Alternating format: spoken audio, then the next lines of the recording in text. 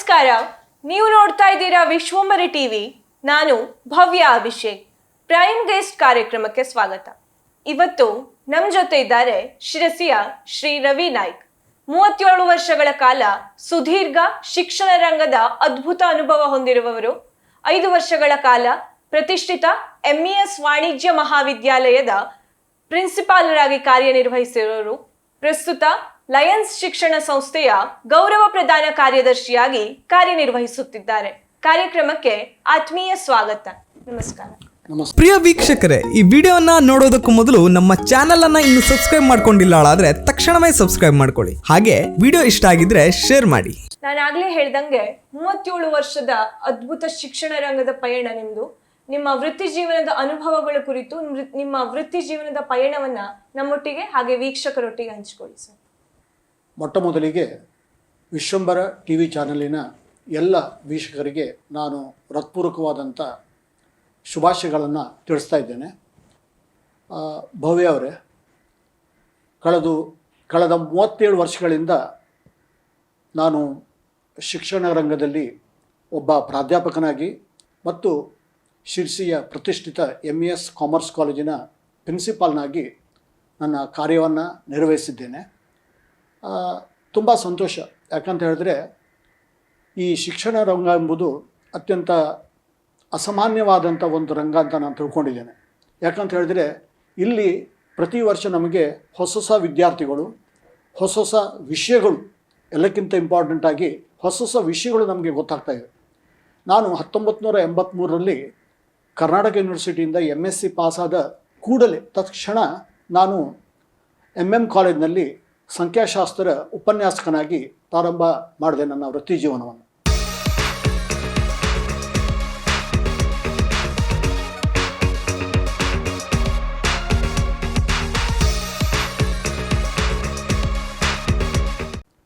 ವೃತ್ತಿ ಜೀವನ ಮಾಡಿದಾಗ ನನಗೇನಿತ್ತು ಅಂತ ಹೇಳಿದ್ರೆ ಬೇರೆ ಬೇರೆ ಆಪ್ಷನ್ಸ್ ಇದ್ದು.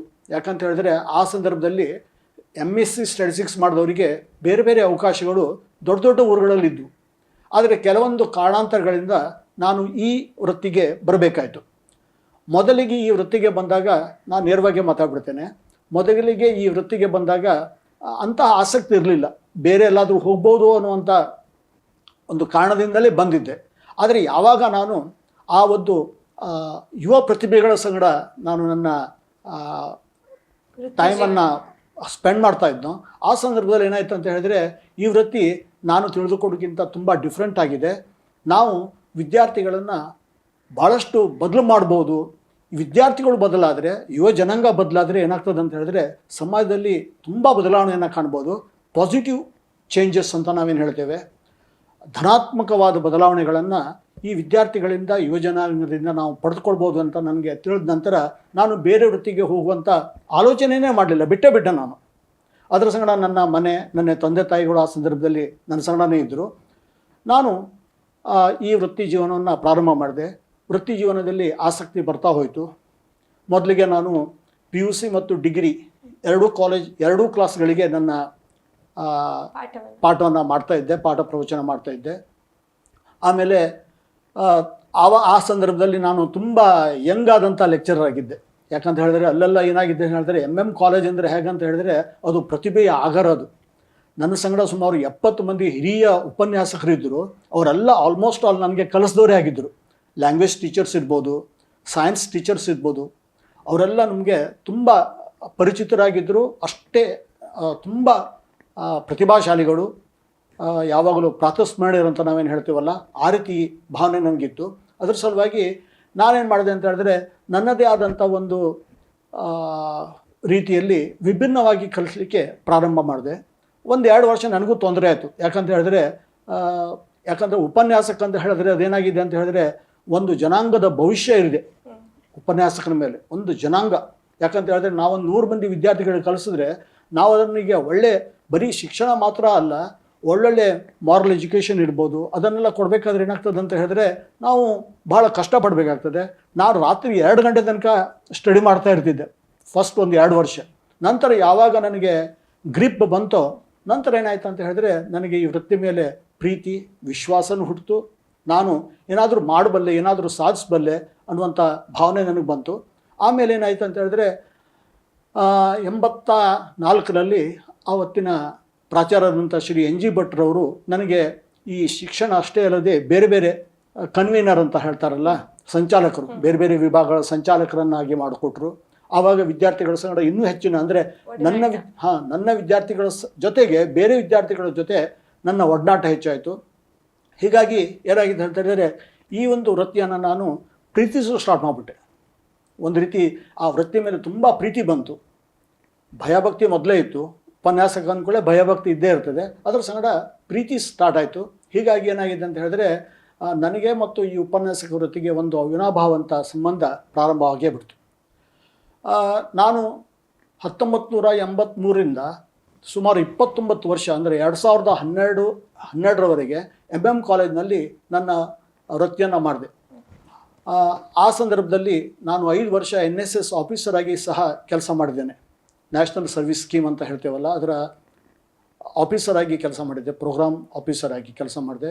ಆಮೇಲೆ placement officer, career guidance and placement officer ಆಗಿ ಸುಮಾರು ಒಂದು 8 ವರ್ಷ ಕೆಲಸ ಮಾಡಿದೆ. ಆ ಸಂದರ್ಭದಲ್ಲಿ ಒಂದು ದಾಖಲೆ ಇದೆ.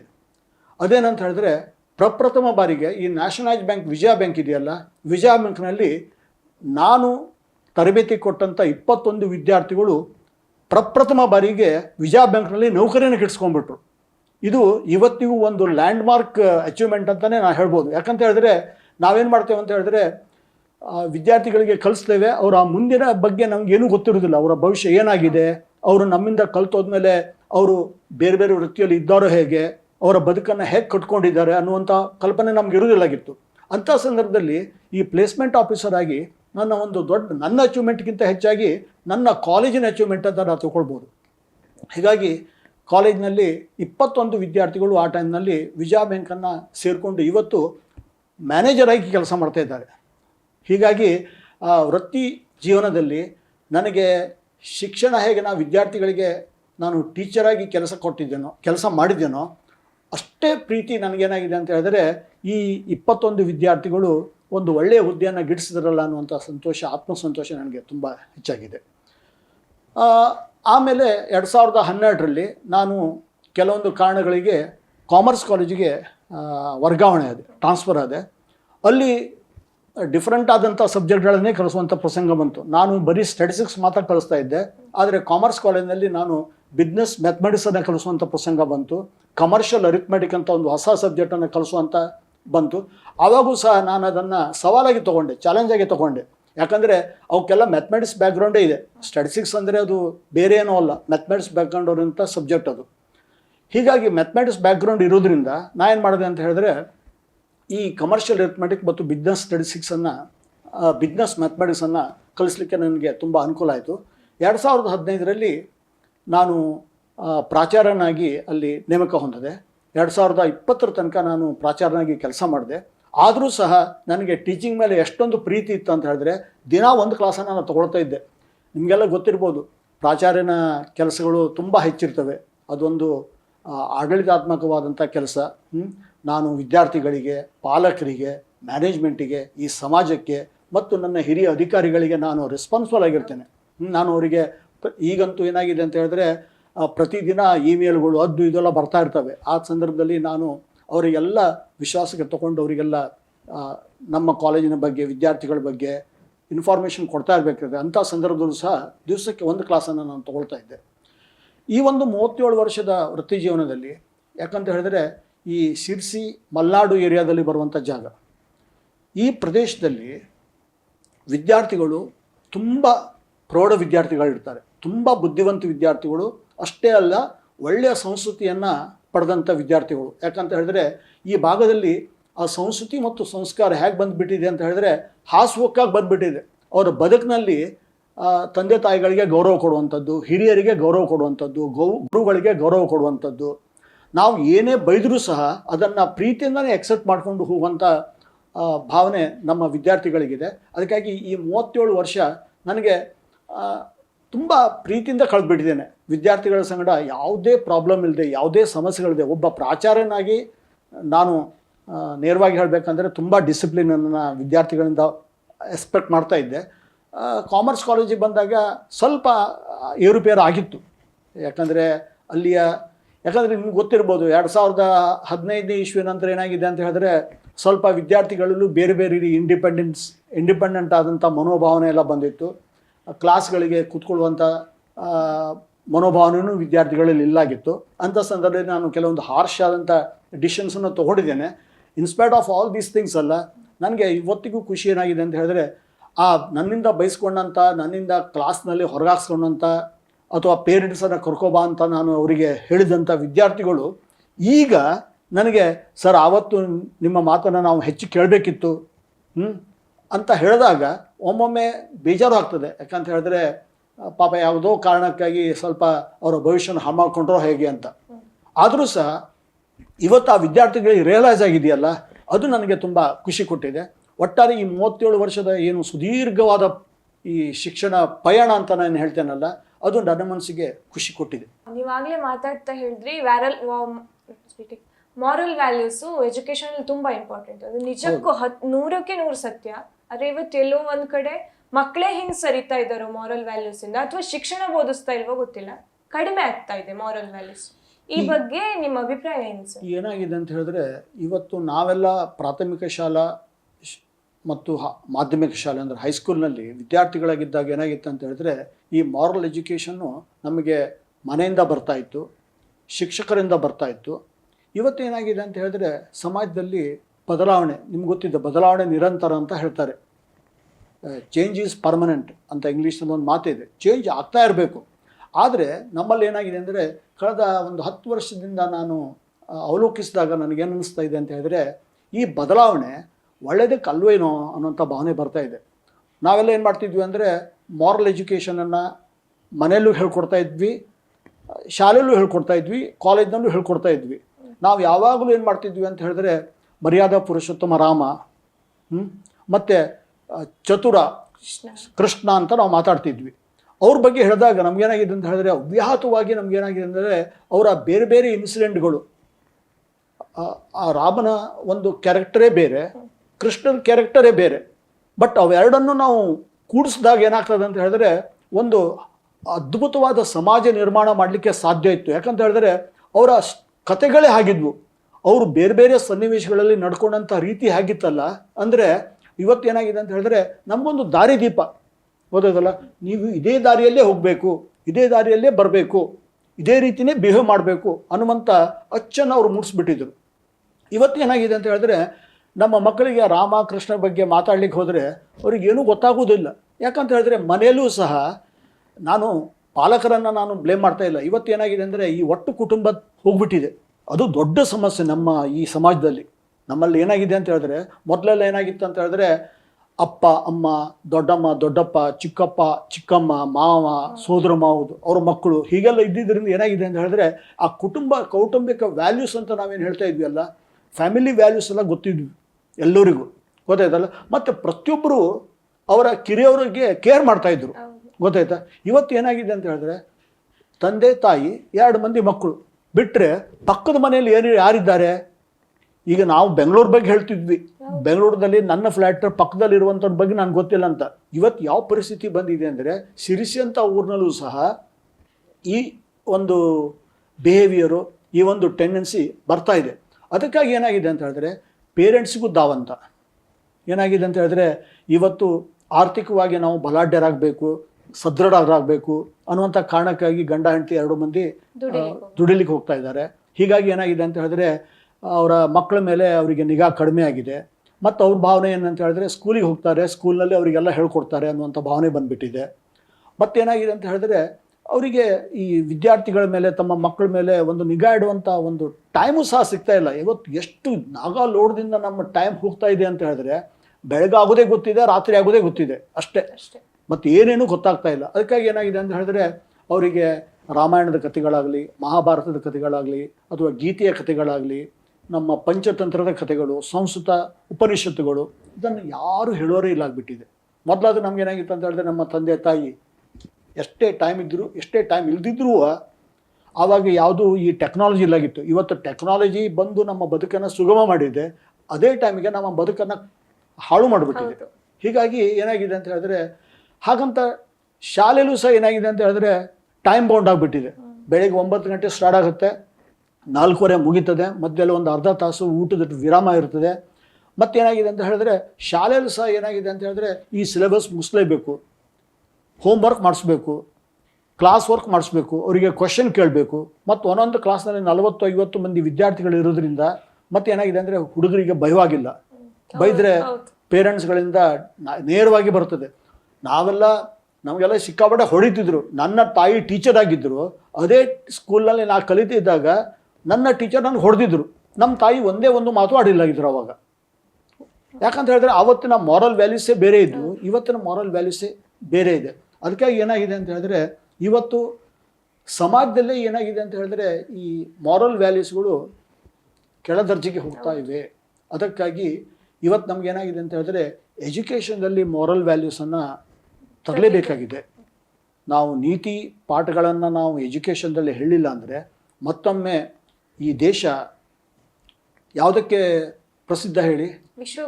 ವಿಶ್ವಗುರು ಅಂತ ನಾವು ಹೇಳ್ತೇವೆ. ಆದರೆ ಇವತ್ತು ಏನಾಗಿದೆ ಅಂತಂದರೆ ಸಮಾಜದಲ್ಲಿ ಆಗ್ತಾ ಇರುವಂಥ ಘಟನೆಗಳನ್ನು ನೋಡಿದಾಗ ನಾವು ನಿಜವಾಗಿಯೂ ವಿಶ್ವಗುರು ಹೌದೋ ಅಲ್ಲೋ ಅನ್ನೋಂಥ ಭಾವನೆ ಒಂದೊಂದ್ಸಲ ಬರ್ತಾ ಇದೆ.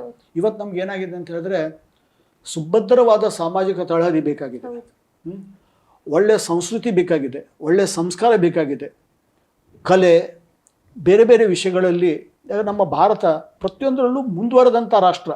ಈಗಲ್ಲ, ಪುರಾತನ ಕಾಲದಿಂದ, ಪೌರಾಣಿಕ ಕಾಲದಿಂದನೂ ಸಹ ಭಾರತ ಅಂತ ಹೇಳಿದ್ರೆ ವಿಶ್ವಗುರುವಾಗೇ ಇತ್ತು. ನಾವು ಹೊಸ ಮತ್ತು ವಿಶ್ವಗುರು ಅಂತ ಕರೆಸ್ಕೊಳ್ತಾ ಇದ್ದೇವೆ. ಈಗ ಆ್ಯಕ್ಚುಲಿ ಭಾರತ ಬೇರೆ ಎಲ್ಲ ದೇಶಗಳಿಗೆ ವಿಶ್ವಗುರುವಾಗಿ ಕೆಲಸ ಮಾಡ್ತಾ ಇತ್ತು. ಆದರೆ ಇವತ್ತೇನಾಗಿದೆ ಅಂತ ಹೇಳಿದ್ರೆ ಕೆಲವೊಂದು ಸಾಮಾಜಿಕ ಧೋರಣೆಗಳಿಂದಾಗಿ, ರಾಜಕೀಯ ನೀತಿಗಳಿಂದಾಗಿ ಏನಾಗಿದೆ ಅಂತ ಹೇಳಿದ್ರೆ ಈ ರೀತಿ ಕೆಲವೊಂದು ವೈಷಮ್ಯ, ಜನಾಂಗಗಳ ಮಧ್ಯೆ ವೈಷಮ್ಯ ಆಗಿದೆ, ಕೋಮುಗಳ ಮಧ್ಯೆ ವೈಷಮ್ಯ ಸ್ಟಾರ್ಟ್ ಆಗಿದೆ, ಮತ್ತು ಹೀಗೆ ಓಲೈಕೆ ರಾಜಕಾರಣ ಇವೆಲ್ಲ ಆಗ್ತಾ ಇದೆ ಅಂತ ನನ್ನ ಭಾವನೆ.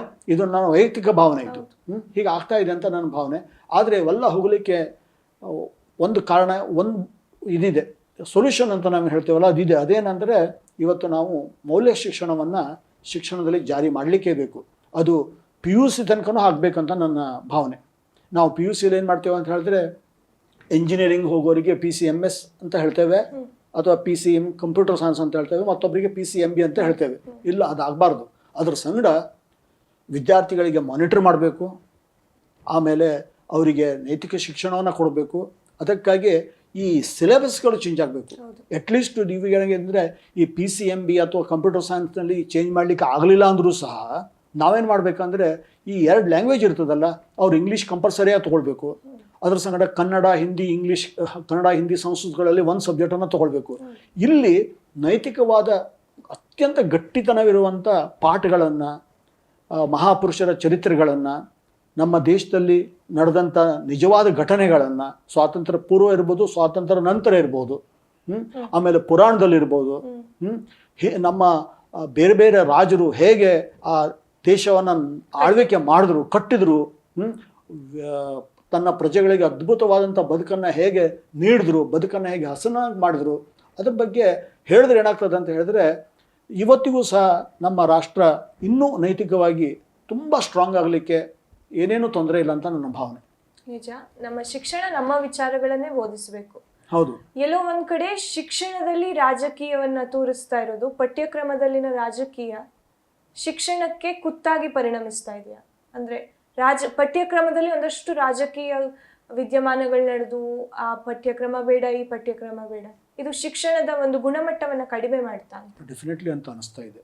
ಯಾಕಂತ ಹೇಳಿದ್ರೆ ನನಗೆ ತಿಳಿದ ಮಟ್ಟಿಗೆ ಈ ಕೇಂದ್ರ ಸರ್ಕಾರ NEP ರಾಷ್ಟ್ರೀಯ ಶಿಕ್ಷಣ ನೀತಿಯನ್ನು ಏನು ಜಾರಿಗೆ ತಂತಲ್ಲ, ಅಂಥ ಸಂದರ್ಭದಲ್ಲಿ ನಾನು ಅದರ ಕರಡನ್ನು ಓದಿದ್ದೆ. ತುಂಬ ದೊಡ್ಡದಾದಂಥ ಒಂದು ಕರಡದು.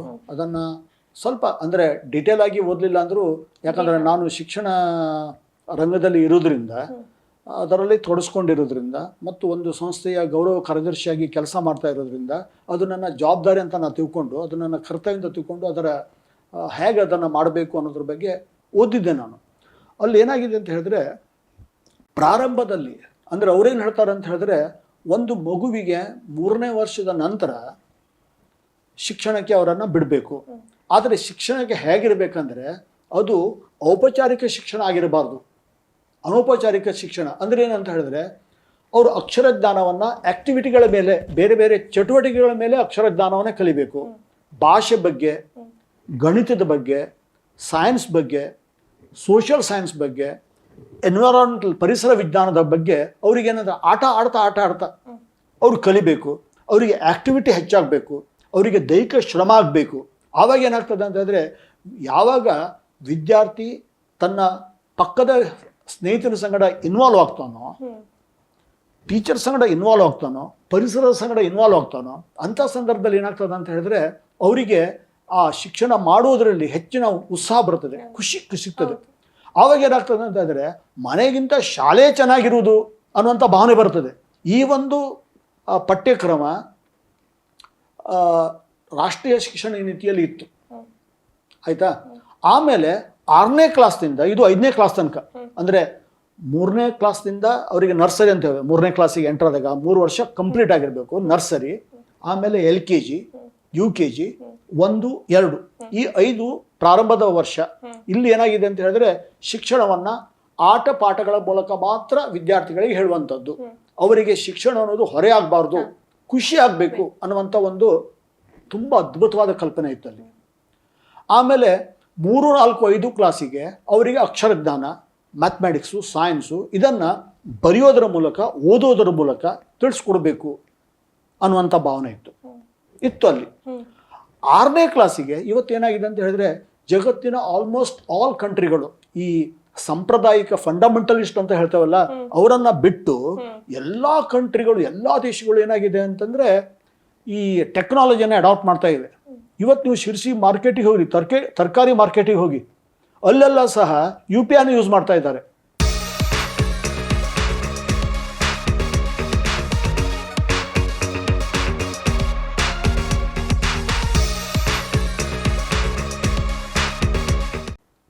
ಅಂದರೆ ಈ ಟೆಕ್ನಾಲಜಿ ನಮ್ಮ ಹಾಸೋಕ್ಕಾಗಿ ಬಂದ್ಬಿಡ್ತೀಗ.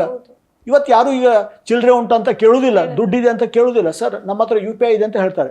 ಈ ಟೆಕ್ನಾಲಜಿಯನ್ನು ಇನ್ನೂ ಹೆಚ್ಚು ಬೆಳೆಸಬೇಕು, ಇನ್ನೂ ಅಭಿವೃದ್ಧಿ ಮಾಡಬೇಕು.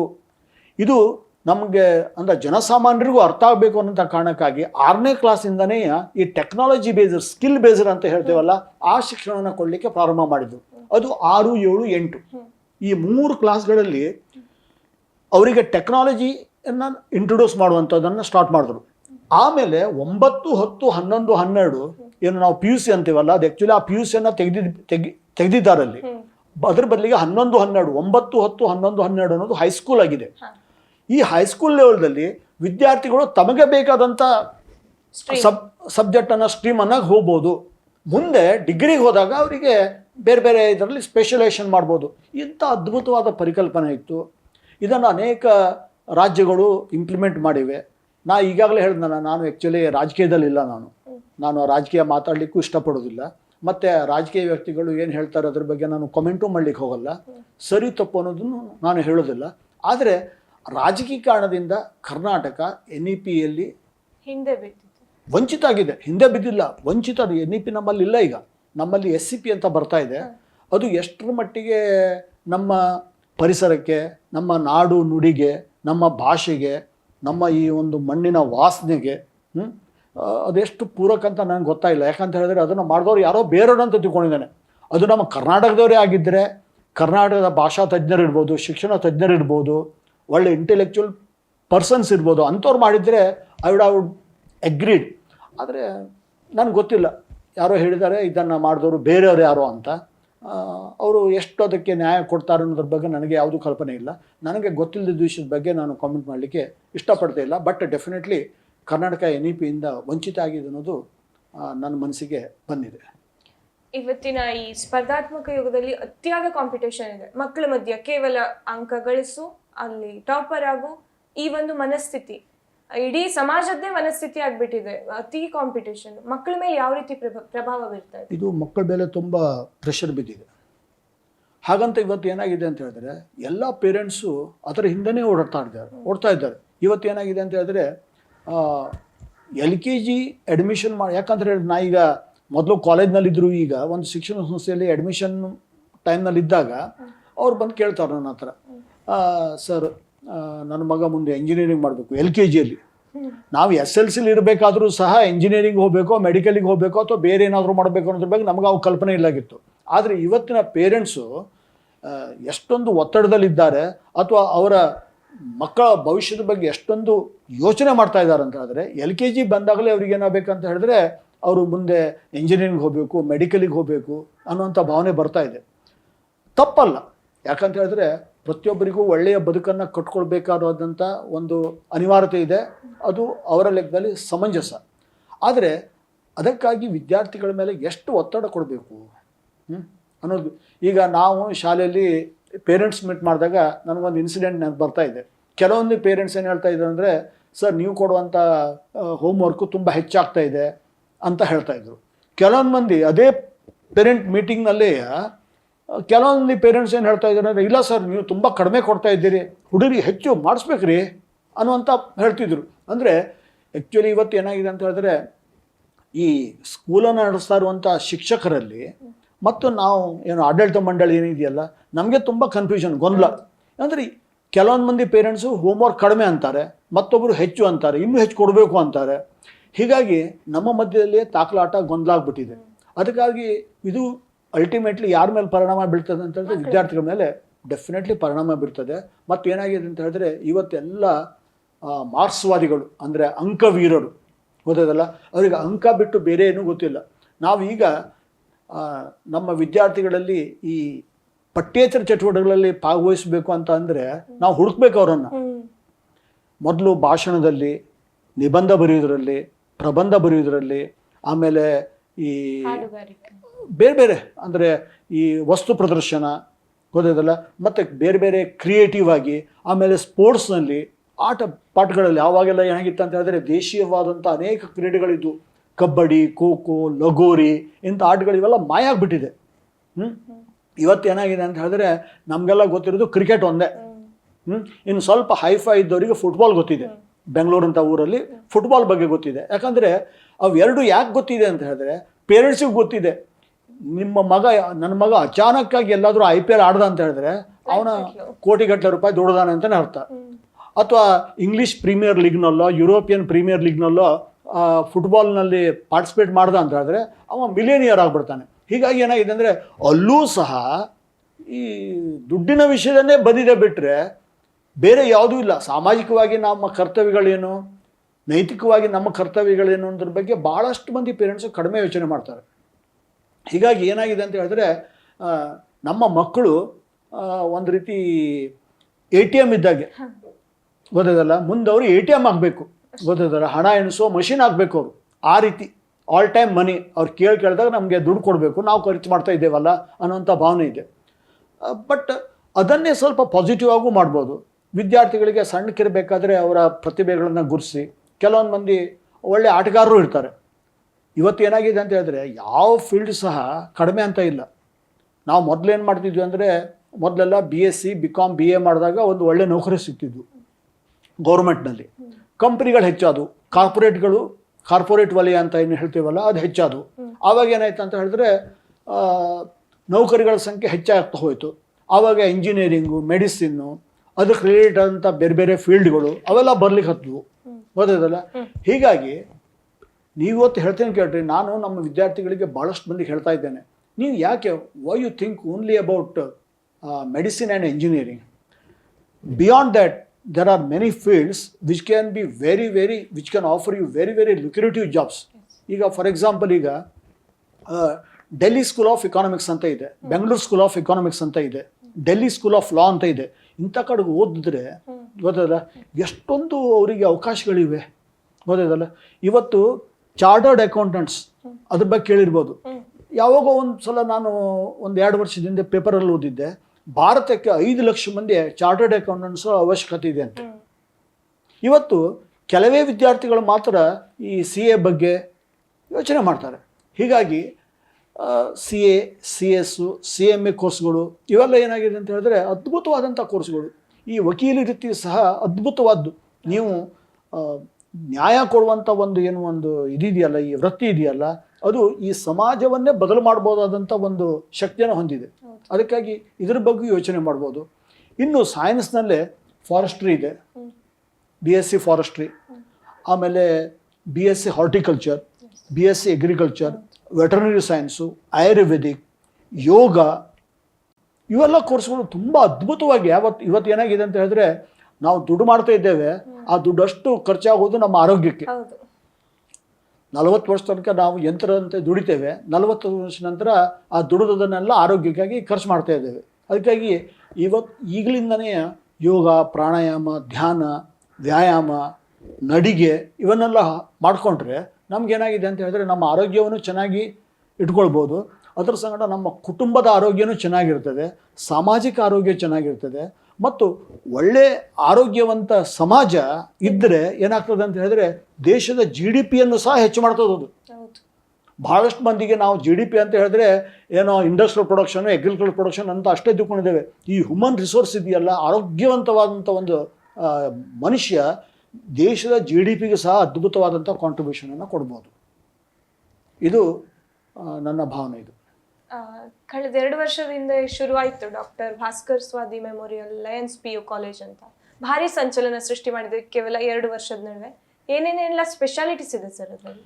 ನೋಡಿ, ನಾವು Bhaskar Swadi memorial lions PU ಕಾಲೇಜನ್ನು ಪ್ರಾರಂಭ ಮಾಡಿದಾಗ ನಮಗೆ ಅದರ ಹಿನ್ನೆಲೆ ಗೊತ್ತಿತ್ತು. ನಾವು ಮುಂದೆ ಯಾವ ರೀತಿಯ ಕಾಲೇಜನ್ನು ಮಾಡಬೇಕಂತ ಗೊತ್ತಿತ್ತು. ನಾವು ಅದರ ಬಗ್ಗೆ ಕನಿಷ್ಠ 3 ವರ್ಷ ಸ್ಟಡಿ ಮಾಡಿದ್ದೇವೆ. 2020ರಲ್ಲಿ ಕೊರೋನಾ ಸ್ಟಾರ್ಟ್ ಆಯ್ತಲ್ಲ, ಆ ಟೈಮ್ನಲ್ಲಿ ಭಾಳಷ್ಟು ಮಂದಿ ಪೇರೆಂಟ್ಸು ಮತ್ತು ವಿದ್ಯಾರ್ಥಿಗಳು ನನ್ನ ಹತ್ರ ಬಂದರು. ಅವ್ರು ಏನು ಮಾಡ್ತಿದ್ರು ಅಂದರೆ PUC ನಂತರ ಅಥವಾ PUC ನಂತರ ಅಲ್ಲ, SLC ನಂತರ ಅವ್ರು ಏನು ಮಾಡ್ತಿದ್ರು ಅಂದರೆ ಮೂಡುಬಿದಿರೆ ಇರ್ಬೋದು, ಜ್ಞಾನಸುಧಾ ಇರ್ಬೋದು, ಕಾರ್ಕಳ, ಆಮೇಲೆ ಹುಬ್ಬಳ್ಳಿ ಇರ್ಬೋದು, ಧಾರವಾಡ, ಬೆಂಗಳೂರು, ಅನೇಕ ಕಾಲೇಜ್ಗಳಲ್ಲಿ PUC ಅಂತ ಹೋಗ್ತಾಯಿದ್ರು. ಯಾಕಂದರೆ ಅಲ್ಲಿ ಏನಾಗಿತ್ತು ಅಂತ ಹೇಳಿದ್ರೆ PUC ಶಿಕ್ಷಣದ ಜೊತೆಗೆ CET, NEET, JEE ಮುಂತಾದಂಥ ವೃತ್ತಿಪರ ಶಿಕ್ಷಣಕ್ಕೆ ಅವ್ರೇನು ಮಾಡ್ತಾರೆ, ಸ್ಪರ್ಧಾತ್ಮಕ ಪರೀಕ್ಷೆಗಳಿಗೆ ಒಳ್ಳೆಯ ಕೋಚಿಂಗನ್ನು ಕೊಡ್ತಾಯಿದ್ರು. ಹೀಗಾಗಿ ಏನಾಗಿದೆ ಅಂತ ಹೇಳಿದ್ರೆ ಅದು ಸಹ ಅವ್ರ ತಲೆಯಲ್ಲಿತ್ತು. ಆವಾಗ ನನ್ನ ಹತ್ರ ಬಂದು ಹೇಳ್ತಾಯಿದ್ರು, ಸರ್ ಈಗ ನಾವು ಅಷ್ಟು ದೂರ ಹೋಗಬೇಕಾಗಿದೆ. ಆಮೇಲೆ ಏನಾಗಿದೆ ಅಂದರೆ ಒಂದನೇದಾಗಿ ಅವರು ಸಿಕ್ಕಾಪಟ್ಟೆ ಫೀಸನ್ನು ತೊಗೊಳ್ತಾ ಇದ್ದಾರೆ. ಅದ್ರ ಸಂಗಡ ಏನಾಗಿದೆ ಅಂತ ಹೇಳಿದ್ರೆ ನಮಗೆ ಅವರಿಗೆ ತಿಂಗಳುಗಟ್ಟಲೆ ಕಾಂಟ್ಯಾಕ್ಟೇ ಮಾಡಲ್ಲ, ಅವರ ಆರೋಗ್ಯ ಹೇಗಿದೆ ಅನ್ನೋದು ಗೊತ್ತಾಗಿರೋದಿಲ್ಲ. ಆಮೇಲೆ ಏನಾಗಿದೆ ಅಂದರೆ ವಿದ್ಯಾರ್ಥಿಗಳಿಗೆ ಸಿಕ್ಕಾಪಟ್ಟೆ ಪ್ರೆಷರು, ಬೆಳಿಗ್ಗೆ 4 ಗಂಟೆಗೆ ಹೇಳಬೇಕು, ಓದಬೇಕು, ಪ್ರತಿಯೊಂದರಲ್ಲೂ ಊಟ ತಿಂಡಿ ಬಗ್ಗೆ ಗಮನ ಕೊಡೋದಿಲ್ಲ. ಇದೆಲ್ಲ ಕಾರಣದಿಂದ ಯಾಕೆ ಈ ಕಡೆ ಅಂತ ಒಂದು ಕಾಲೇಜ್ ಪ್ರಾರಂಭ ಮಾಡಬಾರ್ದು ಅಂತ ಅದ್ರ ಬಗ್ಗೆ ನಾವು ಯೋಚನೆ ಮಾಡ್ತಾ, ಹಾಗಾದರೆ ಶಿರ್ಸಿಯಲ್ಲಿರುವಂಥ ಎಲ್ಲ ಕಾಲೇಜುಗಳು ನನ್ನ ತಿಳಿದ ಮಟ್ಟಿಗೆ ಅದ್ಭುತವಾದಂಥ ಶಿಕ್ಷಣವನ್ನೇ ಕೊಡ್ತವೆ. ಆದರೆ ಎಲ್ಲಿ ಸಣ್ಣ ತೊಂದರೆ ಆಗಿದೆ ಅಂದರೆ ಎಲ್ಲ ಕಾಲೇಜುಗಳಲ್ಲಿ ಈ CETಗೆ, NEETಗೆ ಮತ್ತು JEEಗೆ ಕೊಡಬೇಕಾದಂಥ ಏನು ಕೋಚಿಂಗ್ ಇದೆಯಲ್ಲ, ಅಲ್ಲಿ ಕೊಡೋಲ್ಲಿ ಯಾಕೋ ಸ್ವಲ್ಪ ಹಿಂದೆ ಇದೆ ಅಂತ ನಮ್ಮ ಭಾವನೆ ಬಂತು. ಅದರ ಸಲುವಾಗಿ ಒಂದು ಒಳ್ಳೆಯ ಜನಪ್ರಿಯವಾದಂಥ ಒಂದು ಕಾಲೇಜಿನ ಸಹ ಟೈಪ್ ಮಾಡ್ಕೊಂಡ್ರೆ ಹೇಗೆ ಅನ್ನುವಂಥ ಭಾವನೆ ಬಂತು ನಮಗೆ. ಆವಾಗ ನಮಗೆ ಕಂಡಿದ್ದು ಬೇಸ್ ಅಂತ. ಇದು 1991ನೇ ಇಸ್ವಿಯಲ್ಲಿ ಬೆಂಗಳೂರಲ್ಲಿ ಪ್ರಾರಂಭವಾಗಿದೆ. ಇವತ್ತಿಗೆ 23 ಕಾಲೇಜನ್ನು ಕರ್ನಾಟಕದಾದ್ಯಂತ ಅವ್ರು ನಡೆಸ್ತಾ ಇದ್ದಾರೆ.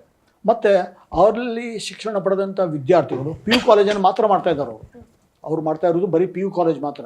ಅಲ್ಲಿ ಓದ್ತಾ ಇರುವಂಥ ವಿದ್ಯಾರ್ಥಿಗಳು ರಾಷ್ಟ್ರೀಯ ಮಟ್ಟದಲ್ಲಿ ಅದ್ಭುತವಾದಂಥ ರ್ಯಾಂಕನ್ನು ಪಡಿತಾ ಇದ್ದಾರೆ. ಅದು NEET ಇರ್ಬೋದು, CET ಇರ್ಬೋದು, JEE ಇರ್ಬೋದು. ಹೀಗಾಗಿ ಏನಾಗಿದೆ ಅಂದರೆ ಅವ್ರು ಸಹ ನಾವು ಟೈಪ್ ಮಾಡಿದ್ವಿ. ಅವರು ನಮಗೆ ಗ್ರೀನ್ ಸಿಗ್ನಲ್ ಕೊಡಲಿಕ್ಕೆ 1 ವರ್ಷ ತೊಗೊಂಡ್ರು. ನಾನು 20ಕ್ಕೆ ಸ್ಟಾರ್ಟ್ ಮಾಡಿದ್ದು, 22ರಲ್ಲಿ ಭಾಳ ಗಟ್ಟಿಯಾಗಿ ಅದರ ಬಗ್ಗೆ ಪ್ರಯತ್ನ ಮಾಡಿದೆ. 23ರಲ್ಲಿ ಇಂತೂ ಅವರಿಂದ ಪರ್ಮಿಷನ್ ಬಂದು ನಾವು ಅಲ್ಲಿ ಬೇಸ್ ಸಂಗಡ ಟೈಪ್ ಮಾಡಿಕೊಂಡು PU ಕಾಲೇಜನ್ನು ಪ್ರಾರಂಭ ಮಾಡಿದ್ವಿ. ಇಲ್ಲಿ ಏನಿದೆ ಅಂತಂದರೆ ವಿದ್ಯಾರ್ಥಿಗಳಿಗೆ ಸೈಮಲ್ಟೇನಿಯಸ್ ಆಗಿ ಅಂದರೆ ಒಂದೇ ಸಲ PUC ಶಿಕ್ಷಣದ ಜೊತೆಗೆ ದಿನಾಲು CET ಸಂಬಂಧಪಟ್ಟು, NEETಗೆ ಸಂಬಂಧಪಟ್ಟು ಮತ್ತು JEEಗೆ ಸಂಬಂಧಪಟ್ಟು ಅವರು ಕೋಚಿಂಗನ್ನು ನೀಡ್ತಾರೆ. ಅದು ವರ್ಕ್ಶೀಟ್ ಇರ್ಬೋದು, ಬೇರೆ ಬೇರೆ ಪ್ರಾಬ್ಲಮ್ಗಳನ್ನು ಸಾಲ್ವ್ ಮಾಡೋವಂಥದ್ದು ಇರ್ಬೋದು, ಕ್ಲಾಸ್ ವರ್ಕ್ ಇರ್ಬೋದು, ಹೋಮ್ವರ್ಕ್ ಇರ್ಬೋದು, ಮತ್ತು ಪ್ರತಿ ಸಲ ನಮಗೆ ಸ್ಟಡಿ ಅವರ್ ಅಂತ ಇರ್ತದೆ. ದಿನ 5ರಿಂದ 6 ಗಂಟೆ ತನಕ ಅವರು ವಿದ್ಯಾರ್ಥಿಗಳಿಗೆ ಏನೇನು ತೊಂದರೆ ಆಗಿದೆ ಇವತ್ತಿನ ಪಾಠದಲ್ಲಿ, ಎಲ್ಲ ಸಬ್ಜೆಕ್ಟ್ನಲ್ಲಿ ಏನೇನು ತೊಂದರೆ ಆಗಿದೆ ಅನ್ನೋದನ್ನು 1 ತಾಸಿನಲ್ಲಿ ವಿದ್ಯಾರ್ಥಿಗಳ ಸಹ ಡಿಸ್ಕಸ್ ಮಾಡ್ತಾರೆ. ಹೀಗಾಗಿ ಏನಾಗಿದೆ ಅಂತ ಹೇಳಿದ್ರೆ ಇಂಥ ಒಂದು ಶಿಕ್ಷಣ ಪದ್ಧತಿ ಇದೆಯಲ್ಲ, ಇದು ಉತ್ತರ ಕನ್ನಡ ಜಿಲ್ಲೆಯಲ್ಲಿ ಫಸ್ಟ್ ಟೈಮ್. ಅದನ್ನು ನಾನು ತುಂಬ ಹೆಮ್ಮೆಯಿಂದ ಹೇಳ್ಕೊಳ್ತಾ ಇದ್ದೇನೆ. ಮತ್ತೇನಾಗಿದೆ ಅಂದರೆ ಇವತ್ತೇ ನಮ್ಮ PUC ಎಕ್ಸಾಮ್ ಸ್ಟಾರ್ಟ್ ಆಗಿದೆ, ಸೆಕೆಂಡ್ ಇಯರ್ ಸ್ಟಾರ್ಟ್ ಆಗಿದೆ. ನಮ್ಮ ಬ್ಯಾಚು ಇದು ಫಸ್ಟ್ ಬ್ಯಾಚಿಗೆ ಹೊರಬರಬೇಕಾಗಿದೆ. ತುಂಬ ಒಳ್ಳೆಯದಾಗಿ ಮಾಡ್ತಾರೆ ಅನ್ನುವಂಥ ಭರವಸೆ ನಮಗಿದೆ. ಇನ್ನೂ ಅದ್ರ ಸಲುವಾಗಿ ಇನ್ನೊಂದು 2 ತಿಂಗಳು ಕಾಯಬೇಕು. ಯಾಕಂತ ಹೇಳಿದ್ರೆ CET ಎಕ್ಸಾಮ್ ಆಗಬೇಕು, PUC2 ರಿಸಲ್ಟ್ ಬರಬೇಕು, ಆಮೇಲೆ ನೀಟ್ ರಿಸಲ್ಟ್ ಎಲ್ಲ ಬರಬೇಕು. ಆದರೆ ಹೋಪ್ಫುಲಿ ಇದ್ದಂಥ 9 ಮಂದಿ ವಿದ್ಯಾರ್ಥಿಗಳು, ಪ್ರಥಮ ವರ್ಷ ಬರೀ 9 ಮಂದಿ ವಿದ್ಯಾರ್ಥಿಗಳಿದ್ದರು. ಮುಂದೆ ಅದರ 6 ಪಟ್ಟು ವಿದ್ಯಾರ್ಥಿಗಳು 2ನೇ ವರ್ಷಕ್ಕೆ ಬಂದರು. ಹೀಗಾಗಿ ನಮಗೇನಾಗಿದೆ ಅಂತ ಹೇಳಿದ್ರೆ ನಾವು ಕೊಡ್ತಾ ಇರುವಂಥ ಕಲಿಕಾ ಪದ್ಧತಿ ಏನಿದೆಯಲ್ಲ, ಬೇಸ್ ಸಂಗಡ ಟೈಪ್ ಮಾಡಿ, ಅದು ತುಂಬ ಚೆನ್ನಾಗಿದೆ ಅಂತ ಅನಿಸ್ತದೆ. ಮತ್ತೇನಾಗಿದೆ ಅಂತ ಹೇಳಿದ್ರೆ ಸ್ಟೇಟ್ ಆಫ್ ದ ಆರ್ಟ್ ರೀತಿ ನಮ್ಮಲ್ಲಿ ಏನಾಗಿದೆ ಅಂದರೆ ಲ್ಯಾಬೊರೇಟರಿಗಳಿವೆ, ರೀಡಿಂಗ್ ರೂಮ್ ಇದೆ, ಲೈಬ್ರರಿ ಇದೆ, ವಿದ್ಯಾರ್ಥಿಗಳಿಗೆ ಪ್ರತಿಯೊಂದು ಈಸಿಲಿ ಆಕ್ಸೆಸಿಬಲ್.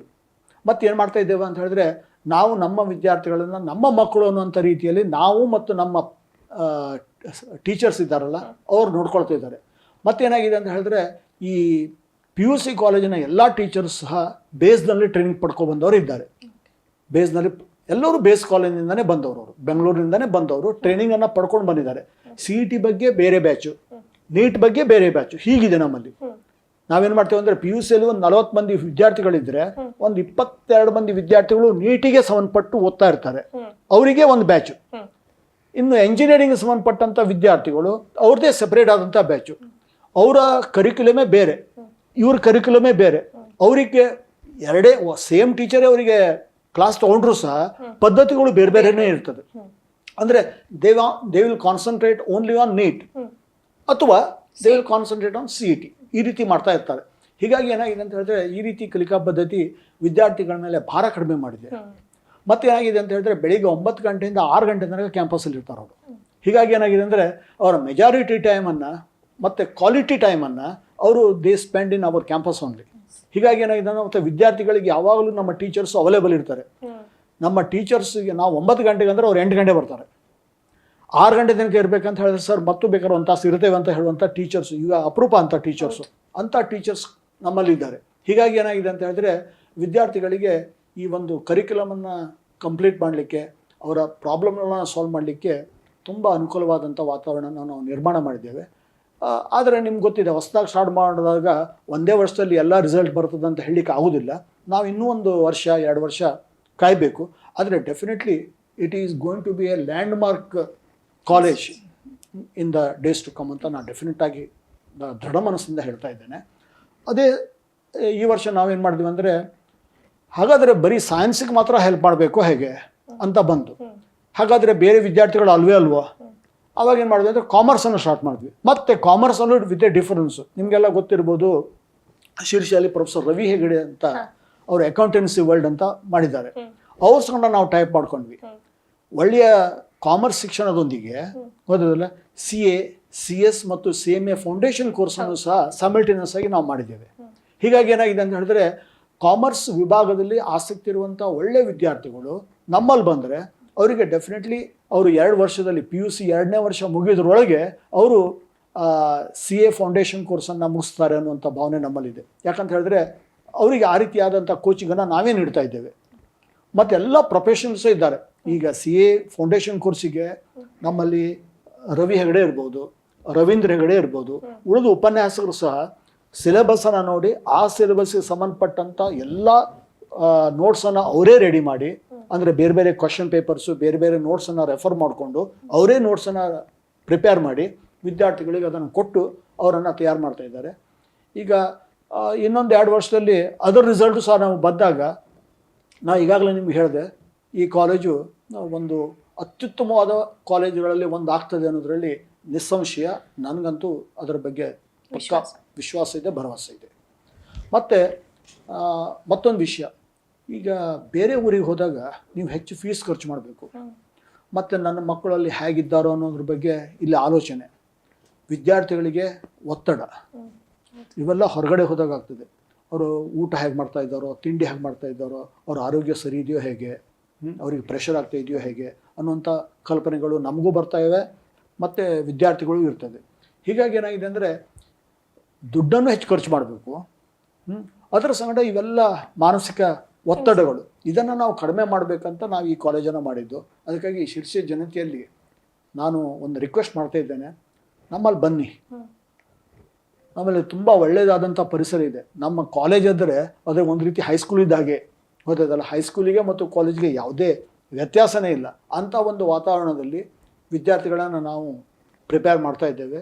ಒಳ್ಳೆಯ ಭವಿಷ್ಯ ಇರುವಂಥ ವಿದ್ಯಾರ್ಥಿಗಳು ನಮ್ಮಲ್ಲಿ ಬಂದರೆ ಅವರ ಭವಿಷ್ಯ ಇನ್ನೂ ಉಜ್ವಲವಾಗ್ಬೋದು ಅನ್ನುವಂಥ ಭಾವನೆಯಿಂದ ನಾ ಈ ಮಾತನ್ನು ಆಡ್ತಾ ಇದ್ದೇನೆ. ದಯವಿಟ್ಟು ಪಾಲಕರು ನಮಗೆ ಸಹಕರಿಸಬೇಕಂತ ಈ ಮೂಲಕ ನಾನು ಕೇಳ್ಕೊಳ್ತಾ ಇದ್ದೇನೆ. ಇಷ್ಟೊತ್ತು ನಮ್ಮೊಟ್ಟಿಗಿದ್ದು ಅಭಿಪ್ರಾಯ ಅನಿಸಿಕೆ ಹಂಚಿಕೊಂಡಂತಹ ಶ್ರೀ ರವಿ ಸರ್ ಅವರಿಗೆ ಧನ್ಯವಾದ. ಸರ್, ನಮ್ಮ ವಿಶ್ವಂಬರ ಟಿವಿ ಕುರಿತಾಗಿ ನಿಮ್ಮ ಅಭಿಪ್ರಾಯ ಹೇಗೆ? ವಿಶ್ವಂಬರ ಟಿ ವಿ ಚಾನಲನ್ನು ನಾನು ಅನೇಕ ದಿನಗಳಿಂದ ನೋಡ್ತಾ ಇದ್ದೇನೆ. ಅದರಲ್ಲಿ ಬರುವಂಥ ಕಂಟೆಂಟ್ ಇದೆಯಲ್ಲ, ಅದನ್ನು ಸಹ ಅಬ್ಸರ್ವ್ ಮಾಡ್ತಾ ಇದ್ದೇನೆ. ಈಗಾಗಲೇ ನಾನು ಸುಮಾರು 10ರಿಂದ 12 ಇಂಟರ್ವ್ಯೂಗಳನ್ನು ನೋಡಿದ್ದೇನೆ.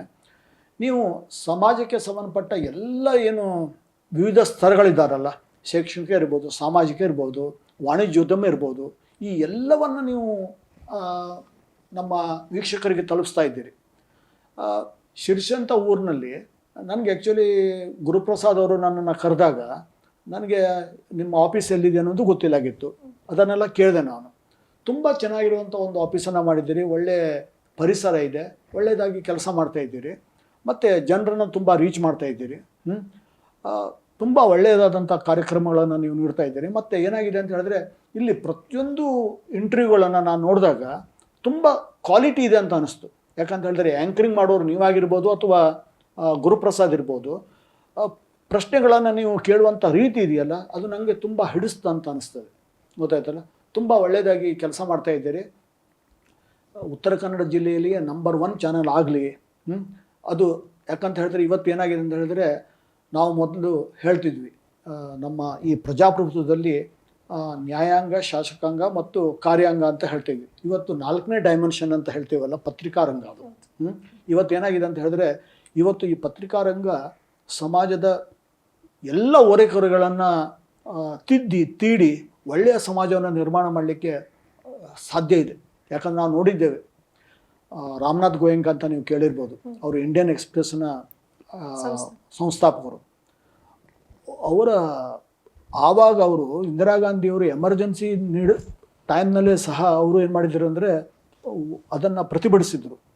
ಇವತ್ತು ಸಹ ಇಂಡಿಯನ್ ಎಕ್ಸ್ಪ್ರೆಸ್ಸು 50 ವರ್ಷದ ನಂತರನೂ ಸಹ ಅದ್ಭುತವಾಗಿ ಇದೆ ಅಂತ ಹೇಳಿದ್ರೆ, ಅವರು ಪತ್ರಿಕೆ ಮೇಲೆ ಇಟ್ಟಿರುವಂಥ ಒಂದು ನಂಬಿಕೆ, ವಿಶ್ವಾಸ ಮತ್ತು ಸಾಮಾಜಿಕವಾಗಿ ಅದು ಮಾಡಿದಂಥ ಬದಲಾವಣೆ. ಅದಕ್ಕಾಗಿ ಆರೋಗ್ಯಕರವಾದಂಥ ದೇಶ, ಆರೋಗ್ಯಕರವಾದಂಥ ಸಮಾಜದಲ್ಲಿ ನಿರ್ಮಾಣ ಮಾಡುವಲ್ಲಿ ಪತ್ರಿಕೆ ಮತ್ತು ಈ ಮಾಧ್ಯಮ ಇದೆಯಲ್ಲ, ಅದು ತುಂಬ ಒಳ್ಳೆಯ ಕೆಲಸ ಮಾಡ್ತದೆ. ನೀವು ಅದೇ ರೀತಿ ಆಗಲಿ ಅಂತ ನಾನು ಆಶಿಸ್ತೇನೆ. All the best. ಧನ್ಯವಾದ.